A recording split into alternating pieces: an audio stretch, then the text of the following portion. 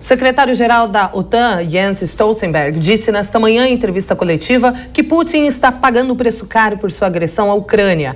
Em pronunciamento ao lado do presidente da Letônia, Stoltenberg afirmou que a Rússia está em total isolamento. O secretário-geral da organização disse também que ter civis como alvos é crime de guerra e que os corredores humanitários precisam ser respeitados. Jens Stoltenberg reafirmou o compromisso da aliança em proteger os países membros. Segundo ele, 130 caças foram enviados para países aliados que fazem fronteira com a Ucrânia. Ou seja, a OTAN não vai se envolver nessa guerra da Rússia contra a Ucrânia, não é mesmo, Luiz? Até porque a Ucrânia não é integrante da OTAN. Inclusive, é uma das condições que a Rússia, que Putin impôs para cessar os ataques, é que a Ucrânia não se coloque, não adere a blocos como a OTAN ou a União Europeia. Sim, é verdade, mas não, o fato da Ucrânia não ser do bloco aí da Aliança Militar Ocidental, a OTAN, não tira todo o perigo da Aliança Militar ser arrastada para o conflito. Pelo seguinte, hoje em dia uma das principais formas que, além de fazer as sanções econômicas contra a Rússia, uma das principais formas que os governos ocidentais acharam de ajudar a Ucrânia é enviar armas.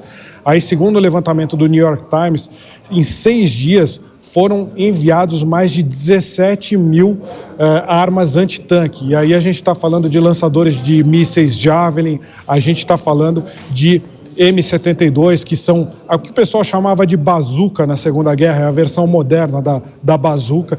Já tem em 5 dias passaram mais de 17 mil desses tipos de armamentos. E esses armamentos não chegam de avião lá, porque seria fácil você rastrear, por exemplo, um avião da onde que ele parte e onde que ele pousa. Aí você fala, então partiu da Polônia ou partiu da Romênia, seria fácil identificar quem estaria ajudando a Ucrânia.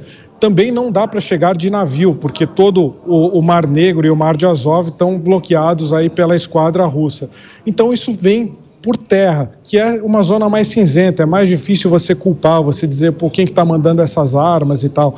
Então acredita-se aí que está tendo aí a infiltração aí dessas armas pela fronteira polonesa e pela fronteira da Romênia. E se a Rússia resolve culpar, por exemplo, a Polônia, que é um membro da OTAN, de estar mandando armas para a Ucrânia, a Polônia pode ser arrastada para o conflito. Isso é teoria, é claro, isso depende muito da diplomacia, depende da posição de Vladimir Putin. Mas se isso acontecer, a OTAN pode sim ser arrastada para a guerra nessa questão delicada de fornecer armamentos aí para a Rússia, para a Ucrânia, desculpe. Perfeito. Também com a gente para participar dessa edição especial do Headline News, o comentarista Marco Antônio Costa, a quem eu agradeço muito pela participação e já vou demandá-lo com uma informação importante, Marco, porque a Rússia disse que pode cortar o gás da Europa, o que é muito importante, ela é a principal fornecedora, se for proibida de vender petróleo, que seria uma sanção imposta ao país de Vladimir Putin. Ou seja, Putin, que procura não mostrar muitas reações, procura não descer as cartas, agora ele dá um recado. Então seria um problema a proibição de vender petróleo para o resto do mundo. Afinal, o país fatura muito com esse ativo. Então ele ameaça cortar o gás da Europa. O que isso diz em relação aos próximos episódios nesse conflito, Marco? Bom dia, Daniel, Kalina, Sabino, toda a audiência da Jovem Pan. É complicado quando começa realmente a gente a notar o peso de algumas circunstâncias e de algumas sanções econômicas que, por exemplo, os Estados Unidos poderiam ter realizado já no começo, desde o começo do conflito. Qual que é a questão que está em jogo aqui? Isso sim afeta o mercado americano, a inflação americana, que já está explodindo também.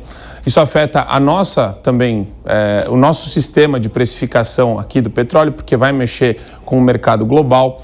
Existem uma série de fatores que agora vão ser utilizados, né, como um poder de barganha, com algum tipo de chantagem dentro dessa negociação que está sendo entabulada.